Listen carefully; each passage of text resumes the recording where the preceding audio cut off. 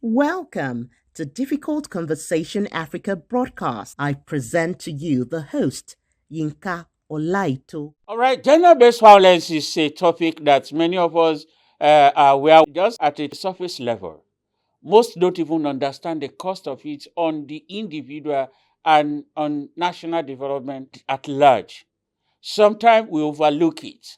Sometimes we assume that it is not that, especially when it is verbal and emotional, that does not include physical abuse. We always assume, what is your problem?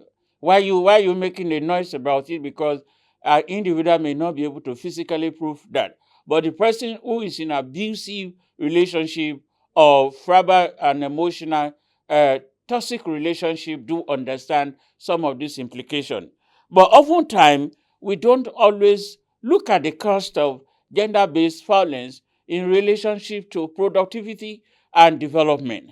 In this episode of Difficult Conversation Africa podcast, we'll be looking at gender-based violence, its cost on national development. And like I have shared, it's something that is huge. And because most of us do not understand the gravity of this, that's why sometimes we just want to commonize that. In this episode, I'll be speaking to somebody who is passionate about gender mainstreaming in the media, who is an example, a leading example for all that you can think about with issue of women and gender. She's referred to as the general.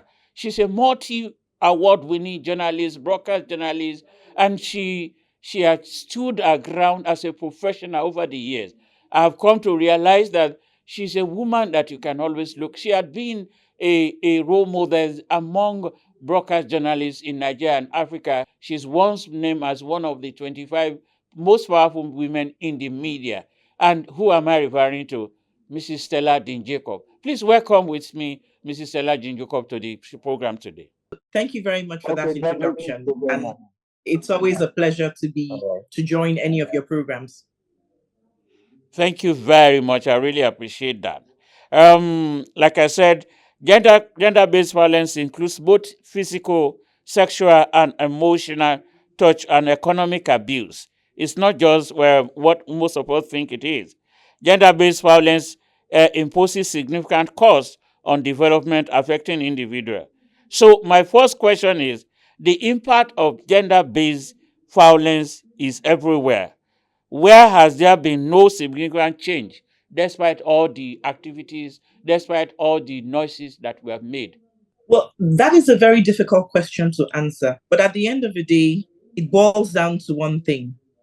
The perpetrators of gender-based violence are people who most times are adults, who understand the difference between right and wrong, but who sometimes have a mind that is not just warped, but their biases and their angst towards women is steeped in cultural norms, societal beliefs, societal values.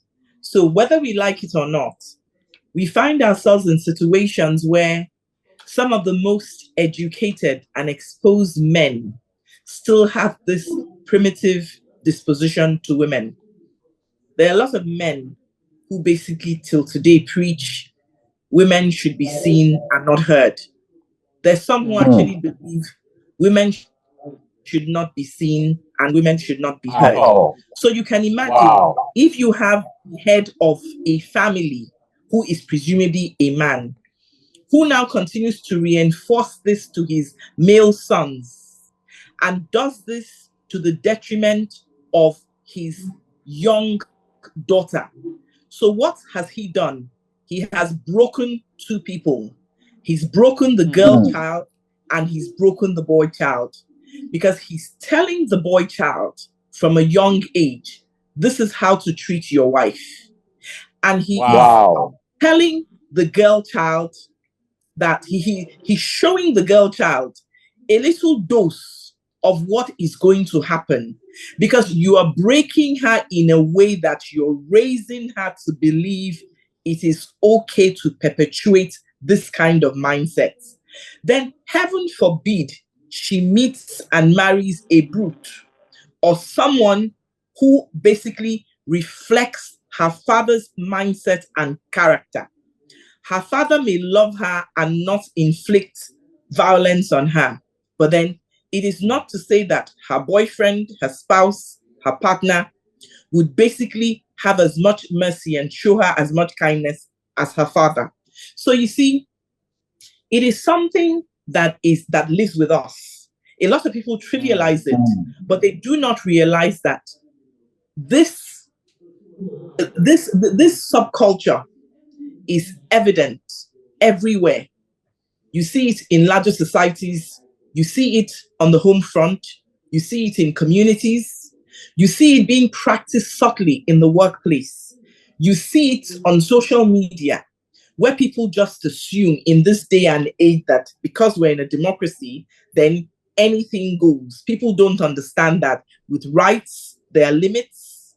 And when you violate those rights, there are consequences. So it is a this is a project that requires painstaking thoughts. It's a project that requires activism. It's a project where we must involve law enforcement. It's a project where we must ensure that we change and reform our laws to take into consideration all of these new nuances that may not have existed at the time when our constitution was created and at the time when the constitution was reviewed.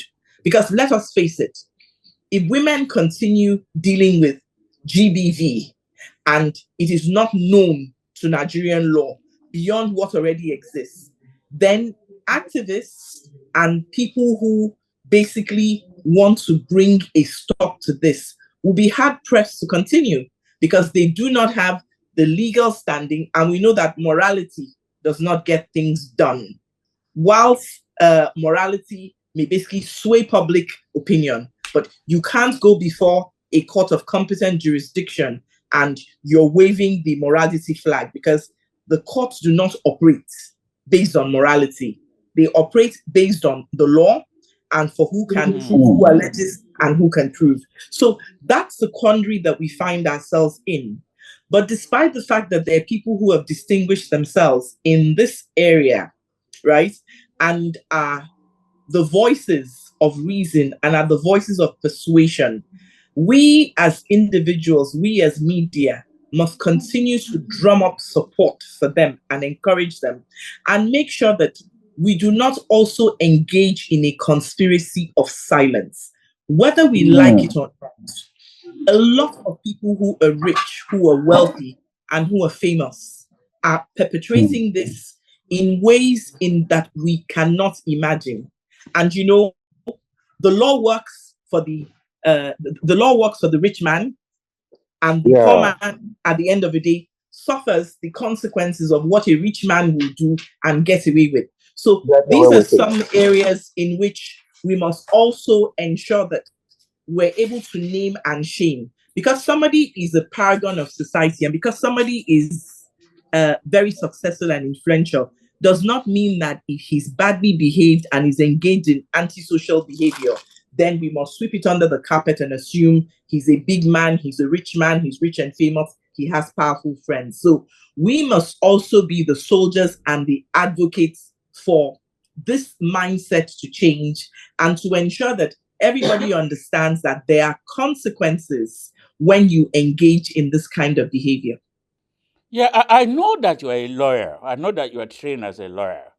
And we know that GBV, one of the greatest disservice to the victim is the fact that it increases, it leads to low productivity. And we keep talking about it because somebody who is a victim of GBV, it affects them emotionally. Why has this been a long journey to freedom for people like this? Heaven forbid if you are in a marriage where your husband has so emasculated you to a point where You're the housewife who has to sit down and look after the children. You have to beg him for every naira and kobo that you spend, and basically your economic independence has been taken away. So spare a thought for many Nigerian women who again are wives of the rich and famous, but who are going through this form of abuse, but their voices have been silenced. Sometimes through their own fault, sometimes through their own ignorance, sometimes through their own stupidity, and sometimes because they refuse to confront the reality. So it is better for me to be smart, it's better for me to be crying in my castle than for me to go and be happy in my hamlet. So you find people in those kinds of situations. So the thing is, it begs the question, how do you want to help someone who doesn't want to be helped? I have friends who run shelters, whose husbands, who admit women whose husbands have been violent. And a few days into being in the shelters, the lady is, oh, I need to go back. And then you ask yourself one simple question. Are you a donkey for punishment? You will remain in that marriage and continue to make excuses for this man. But you see, it is only a matter of time before he kills your spirit, turns you into a mental wreck, and heaven forbid that he takes your life. And then when he takes your life, then everybody who had helped you maintain the culture of silence will be saying, awala be, awala sokwe, ma worry, olon ashe, all of that mumbo jumbo, which at the end of the day contributes in no small measure to breaking down the psyche of that person and giving that person a sum total of a value that suggests, I do not feel that I am worthy. I do not believe that I even have a right to live. So it is a very touchy subject, and it is extremely difficult for one to put a time frame or for one to continue to ask the whys and the whatnots. What is important is for us to begin to document the statistics and for us to begin to advocate, not just take it to the man who does not know better, right? But like put it in the faces of people. When you go to court, sometimes you listen to all of these things and you're shocked at what comes out. Walk into family court, family division, and you would think you would think it's a soap opera. But the harshest realities basically of domestic violence play out in that court. And for the woman who is bold enough to say, hey, I do not want any of this. Let me walk away with my freedom and my dignity intact. And then you see the alleged abuser who now comes across looking very morose and trying to give the impression that this woman who has come here ranting and raving and is able to let loose because she has seen that help is on the way, gives the impression that she's either exaggerating it or it did not happen, or basically you try to destroy her in the course of cross-examination and all of that. So it is a very difficult one. And one of the things that we must always take into consideration is the fact that emotions are extremely difficult to manage. That's on the one hand. And when a woman has repeatedly been violated and abused by persons known or persons unknown, every day she wakes up and she becomes a lesser version of herself. Of herself. She's angry, she's frustrated, she's looking for who to take it out on. And when it is happening in the home front, as I said, you will raise nothing but broken children. It affects the boys differently. It affects the girls differently. There's some people who condition their minds to, you know what? You beat me today, I get used to it. So you start to become numb. You start to ask to be beaten. You start to ask to be violated. Because at the end of the day, this is what you've been reduced to. So, based on what you have just said, and I have a report from IMF that says that 1% increase in GBV in Africa is leading to about 8 to 9% decrease in productivity of the victim. Now, when we talk about sustainable development, and Africa is still very low in terms of the parameters measuring our drive to achieve SDG goals. Now, if a portion of our population is being their low productivity, what is the cost of this on economic and generally on the society? Well, the economic meltdown around the world affects people differently. And regrettably, women and girls are on the receiving end of it because it's about purchasing power, it's about availability. Now, spare a thought for a woman who has children, who has to look after her children, cannot afford the cost of domestics, cannot afford the cost of support, does not have people who can help her watch over her children. What now happens? In our neck of the woods, it is very, very rare for a man to sit down at home and to allow the woman to become a breadwinner. Because we all know that when the man sits down at home and the woman becomes a breadwinner, it's another problem. For men who are myopic, they would see it as a role reversal. So at the end of the day, this woman is busting her chops, trying to put food on the table because of some agreement that they've come to. And despite the fact that she's doing all of this, in the man's mindset, right, she is rubbing him up in ways that he cannot imagine and he cannot comprehend. Right? Now, let me take you back to when Kofi Annan was Secretary General of the Commonwealth. We had Vision 2020 or whatever it was. We went from Millennium Development Goals. Millennium to go, MDG. We went from MDGs to Sustainable Development Goals. We went to Vision 2020 or Vision 2. After 2020, we now went to different 2040 or whatever it is. But the truth be told, many African governments have not demonstrated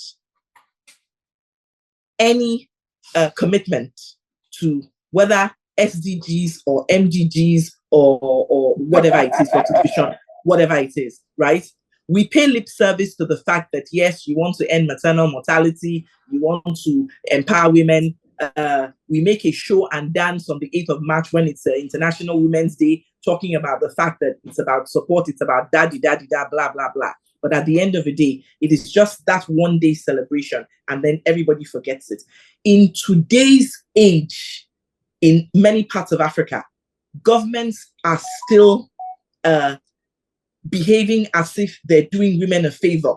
And when you hear that word affirmative action, so it's a case of, okay, let us give them so that I'm asking. So it's not a case of, yes, you're capable of having 50 female ministers and 10 male ministers. So at the end of the day, we talk about women inclusion. We talk about the fact that women have come of age. We talk about women should be in that same space and on the table when conversations are being had. But at the end of the day, beyond the rhetoric, beyond all of the public pronouncements, what happens when the cameras stop rolling? What happens in practice? What happens in real terms? How many governments have gone behind to enact laws, to enact policies? How many governments have gone on to domesticate all of these UN conventions on the rights of women, the rights of the girl child?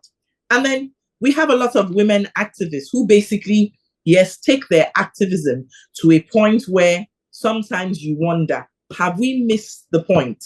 Why are we not seeing that we need legitimacy, we need legality to back this up? As I said, if you go before a court of law, right, it is not morality that rules. It is legislation. It is law. It is sections of the Constitution. It is the laws of the Federation of Nigeria, wherever it is coming from, however we got it. So if we are not enforcing this to the letter, if we're not bringing this back home, if we're not reminding people that you have said in word that you support this movement. You said in word that you're committed to this. So now, indeed, why is there a disparity between what you're said and what you're doing? Where is the action?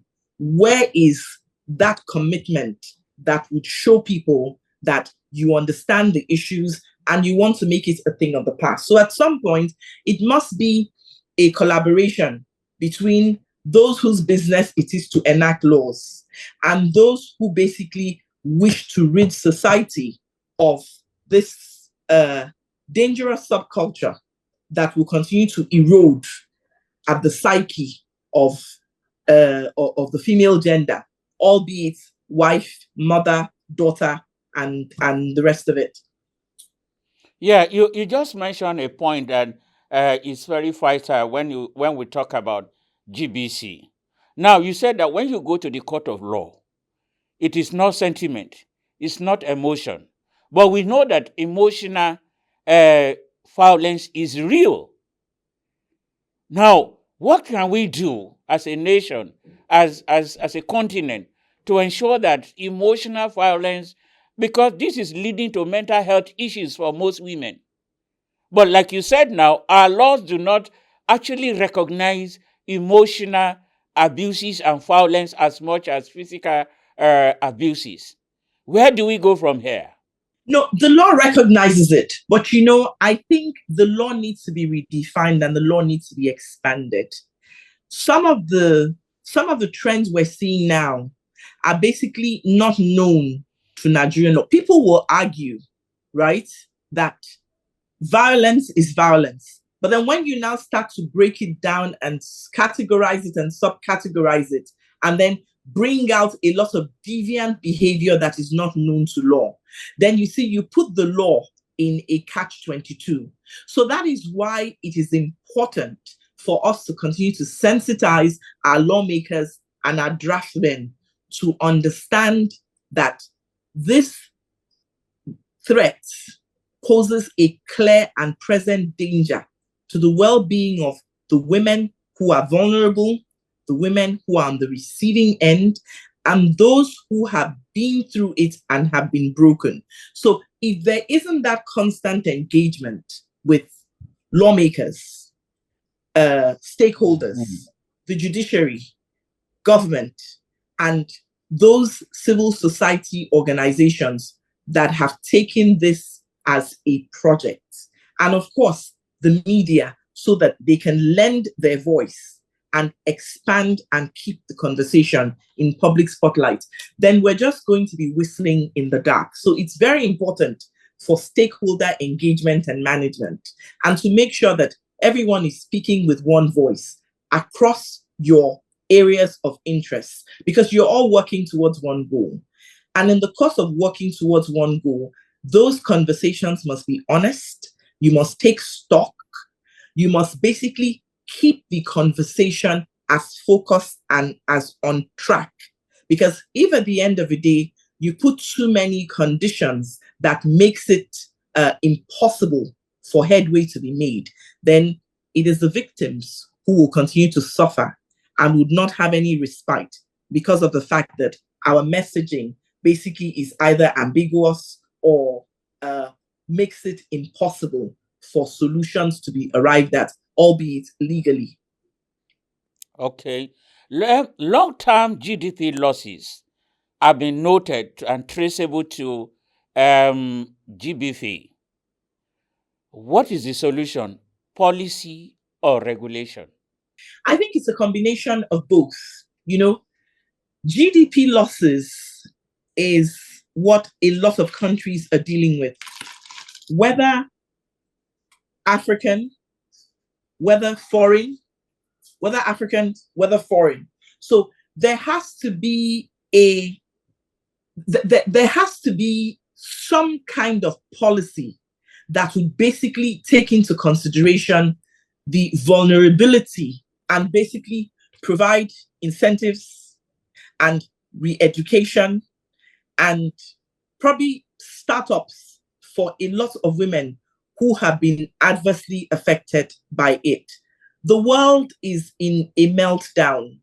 with all of the wars wreaking havoc with the prices of oil, with the trade wars, with a lot of increase in tariffs and all of that, climate change issues, artificial intelligence, where in some instances, people feel threatened and believe that their jobs will be taken because they are not upskilling.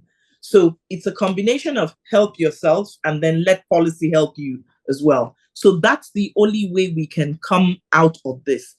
GDP losses and GDP shrinking is a reality that a lot of governments are dealing with and tackling at the moment. So I wouldn't say that it must be policy and regulations. It probably will be a combination of things, including the people who feel it most.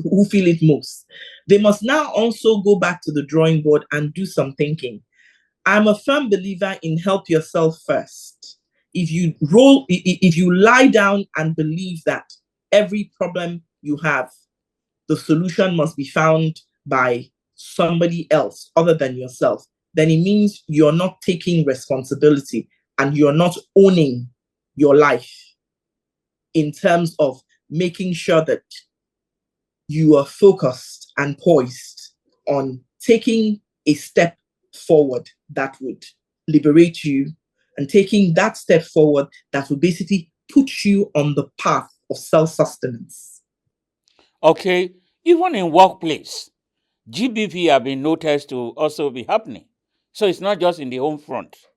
And IMF has also affirmed that GBV in the workplace affects employee safety, attendance, productivity, and harm business at large. Now, what can we do, especially GBV within the workplace, so that our workplace will be more effective and better? But GDP in the workplace manifests itself very subtly. But if you notice, there are a lot of organizations who basically have invested so much in reforming HR processes.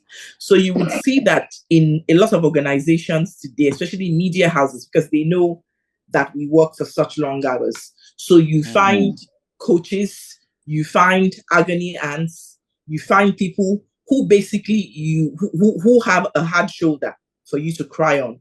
You find people who mentor, you find people who are able to provide work-life balance. People are introducing counseling in workplaces just so that those who are on the receiving end of this have a buffer, have a cushion, and are able to voice out before it is too late.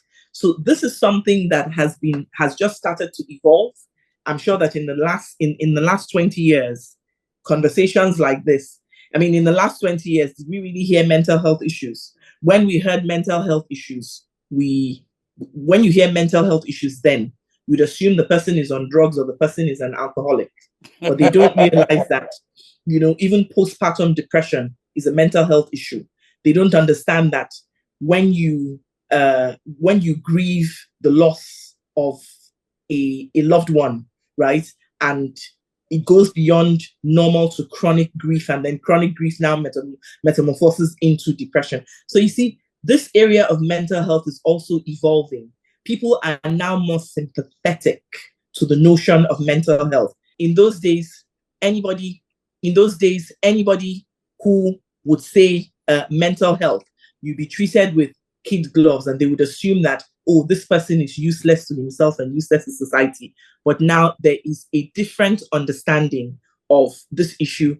People are more sympathetic, and then support services, professionals are coming out. It's not just psychotherapists or psychoanalysts. It is not psychiatrists, but then you're able to talk to clinical psychologists, you're able to talk to coaches, you're able to talk to all sorts of people who can basically put themselves in your shoes and provide you with that best possible advice to ensure that you keep your head above water, regardless of how bad things are for you.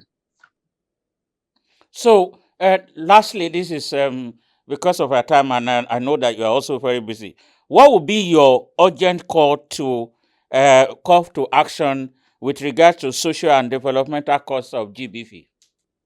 I think we must treat this as a national emergency because we see that it is on the rise.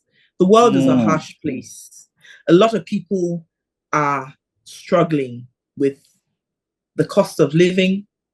A lot of people are coming to terms with so many tragedies. Cancers are on the rise. People cannot afford the basic cost of healthcare. So I think it is very, very important for governments around the world to start to cushion some of these effects, provide infrastructure in terms of health, education, and all of that to help people deal with the challenges that they face. If people know that they have buffer zones, if people know that they can speak to people to help them understand their challenges, if people know that there'll be job security, if they understand that if today I'm out of a job, there is a social security system that will basically provide for me even as a stopgap measure, I'm sure that a lot of these things would we would start to see a reduction in numbers. The General, I want to say thank you for this insightful conversation that we already we are having.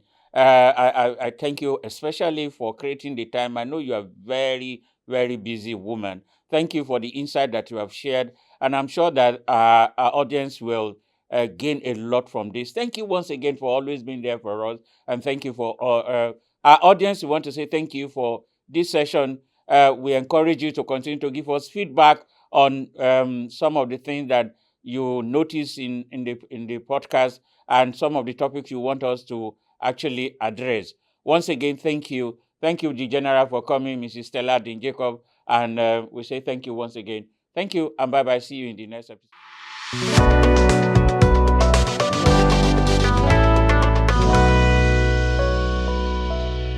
Thank you for listening to this episode. For inquiry, please send an email to info@difficultconversationafrica.org. Telephone 0809 3160 591. Please follow us on YouTube, Facebook, Instagram, and Twitter at Difficult Conversation Africa. See you soon.